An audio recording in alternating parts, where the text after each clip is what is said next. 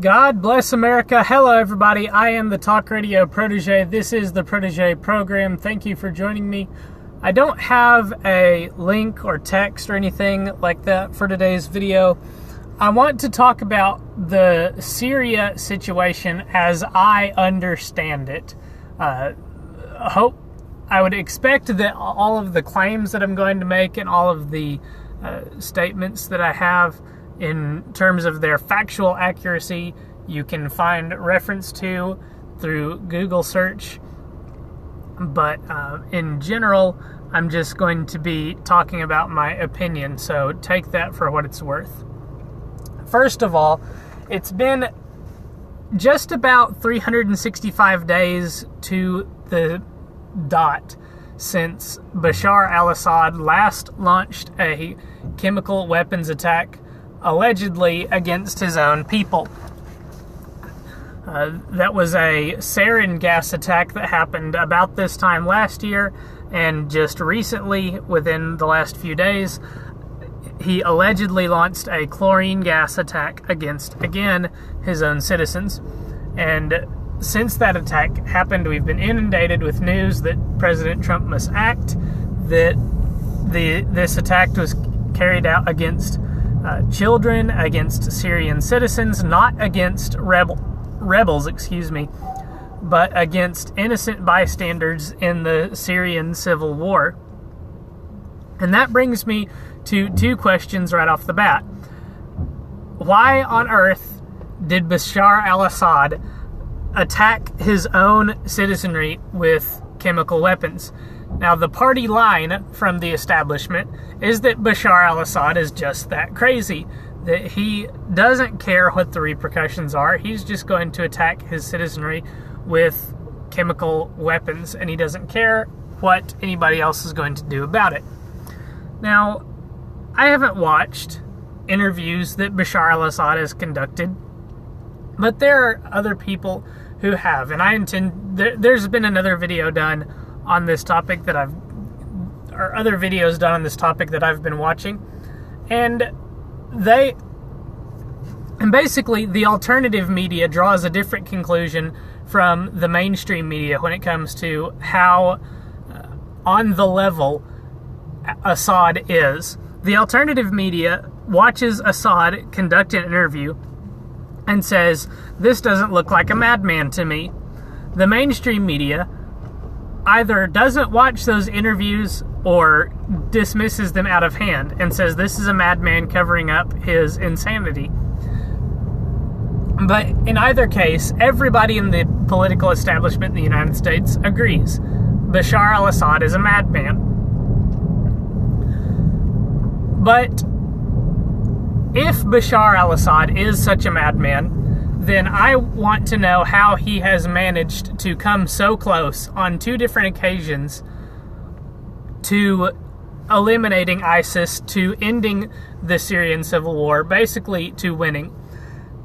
You see, last year's chemical attack, the sarin gas attack, was carried out allegedly by the Assad government on Syrian civilians right before the Syrian government was going to bring the Syrian civil war to a close. I assume that means they were about to win. They're about to win, and yet they carry out a chemical gas attack, which drives the West, specifically the United States of America, to intervene on behalf of ostensibly the Syrian civilians by attacking Syrian government military installations. So 1 year ago, let's just assume last year really was Assad attacking his own citizenry. Last year, Assad unleashes a chemical weapons attack on his own citizenry, and the United States bombs his airport. You know, if I'm Assad, I assume, okay, maybe next time I'm about to win a civil war, I don't attack my own citizenry with chemical weapons. 1 year, again, almost on the dot later, Assad is again about to win the civil war. He's about to bring it to a close, and what happens? Allegedly, he attacks his own citizenry with chemical weapons again. Now, this doesn't sound like like the moves of a madman to me. This sounds like the moves of an idiot. But Assad, or at least his military, can't be that stupid, because they've been about to win, on the precipice of ending the civil war on these two occasions. And yet on these two occasions there's been an alleged chemical weapons attack. Now, the way I understand it, the rebels also have in their possession chemical weapons. So is it that big of a stretch to say that maybe the rebels have a vested interest in gassing the Syrian citizenry if it's going to cause the West to attack Assad? Remember, the rebels want to win this war just as badly as Assad does. So why, if a chemical gas attack against the Syrian citizenry is going to result in the West intervening against Bashar al-Assad, why not use chemical weapons to attack the citizenry? If you're the rebels, that is. If you're Assad, apparently you're so mad that you don't care. That is all about the first question. That's just about these chemical attacks being carried out against citizenry, allegedly by the Assyrian government, on the eve of the Assyrian government being able to declare victory against the rebels.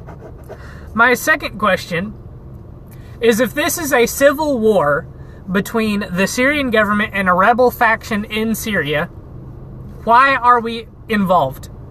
Why is anybody outside of Syria involved militarily? Now, I could understand how one side might share power through arms dealing with the side that they want to win. But what I can't understand is why anybody should be allowed to be involved with this attack, or with this war, rather. If this is in fact a civil war between the Syrian government and a Syrian rebel faction, why is anybody else involved? And I would love to hear your thoughts in the comments, although, to be fair, I don't think that anybody who is in favor of U.S. involvement in Syria is going to be able to adequately answer for me the question, why are we involved if this is a civil war? I think that's going to do it for my comments at this time. Let me know what your thoughts are. If you have any other information that you think I have missed or glossed over, let me know in the comments. And there's going to be another video coming up later this evening. I just wanted to put this one out there about Syria. It's just some thoughts that I've been having. I don't think I'm 100% informed on this issue, but I am skeptical of especially of the unanimous agreement from the political establishment in the United States that we need to go to war. Remember, especially you liberals out there, the United States government was in unanimous agreement that we needed to go to war in Iraq in, what was that, 2002, 2001? Shortly after 9/11, the entire political establishment agreed we need to go to war in Iraq. Now, many people have since, turned heel on that, said it was the wrong move, said we shouldn't do that. I'm not fully informed on the Iraq War either, but I noticed that there is a trend between these two events. The United States wants to intervene in a country to reform the government, and the political establishment is in unanimous agreement. You tell me what's the right answer on that one, and then maybe we'll both know. Thank you for watching again. If you liked this video, if you enjoyed, hit the like button. If you want to see more content like it, hit subscribe and hit the bell for notifications. Also, make sure you do that so you don't miss the next video that's going to be coming out later this evening. Until then, God bless.